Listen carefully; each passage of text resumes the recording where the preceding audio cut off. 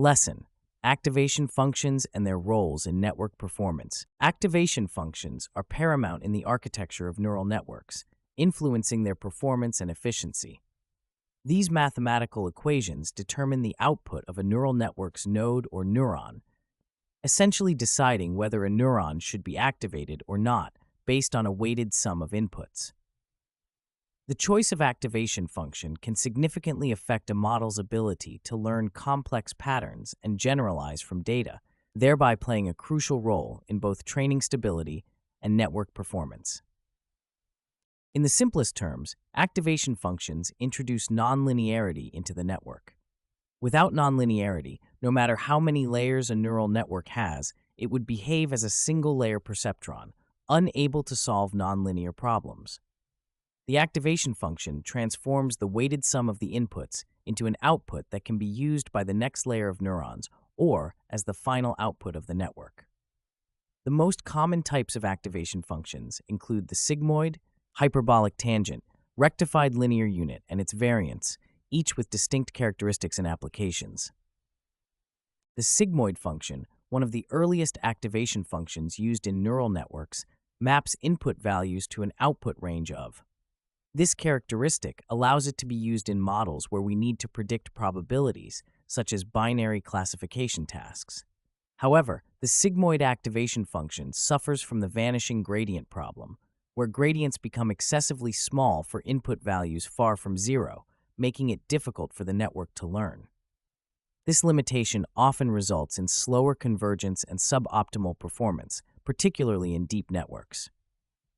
The hyperbolic tangent function, or tanh, is similar to the sigmoid function but maps input values to a range between.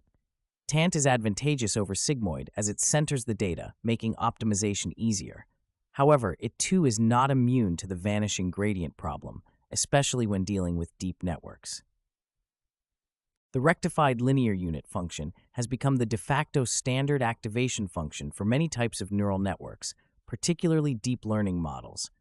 RealU is defined as f equals max, meaning it outputs 0 for any negative input and outputs the input itself for any positive input. This simple function introduces nonlinearity while mitigating the vanishing gradient problem, allowing for faster and more efficient training of deep networks. Despite its benefits, RealU can suffer from the dying RealU problem, where neurons can sometimes get stuck during training and always output 0. To address this, variants such as leaky RealU and parametric RealU have been proposed, allowing a small non-zero gradient when the unit is inactive. Each activation function's choice should be guided by the specific problem domain and the type of network architecture being used. For instance, in a convolutional neural network designed for image classification, RealU is often preferred due to its computational efficiency and ability to handle large-scale data. In contrast, for recurrent neural networks used in sequential data tasks like natural language processing, the gated recurrent unit, or long short-term memory units with tanh and sigmoid activations, are typically more suitable due to their ability to handle long-term dependencies. Frameworks like TensorFlow and PyTorch provide robust support for implementing various activation functions, enabling practitioners to experiment and fine-tune models for optimal performance. These frameworks offer built-in functions that can be easily integrated into neural network architectures, allowing developers to focus on model design and data preprocessing rather than the mathematical intricacies of activation functions. In practice, selecting the appropriate activation function often involves empirical testing and validation. For example, a case study in image recognition might involve training multiple models with different activation functions and comparing their performance on a validation set. Such experiments can reveal how specific activation functions influence the network's ability to generalize from training data to unseen examples. Moreover, activation functions can be combined within a single network to leverage their respective strengths. In some architectures, such as the swish function, a combination of sigmoid and linear components is used to provide a smooth, non-monotonic activation function that has been shown to improve performance in certain deep learning tasks. It is also essential to consider the computational cost of activation functions, especially in large-scale applications where efficiency is crucial.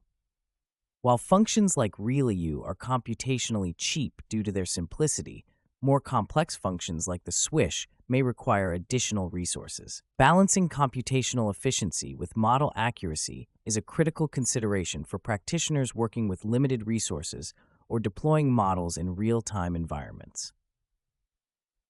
In summary, activation functions are integral to the performance and capabilities of neural networks. By introducing non-linearity, they enable networks to learn and generalize complex patterns, making them suitable for a wide range of tasks. The choice of activation function should be driven by the specific requirements of the task, the architecture of the network, and the computational resources available. Tools and frameworks, such as TensorFlow and PyTorch, provide the necessary support for implementing and experimenting with different activation functions, allowing practitioners to optimize network performance through empirical validation.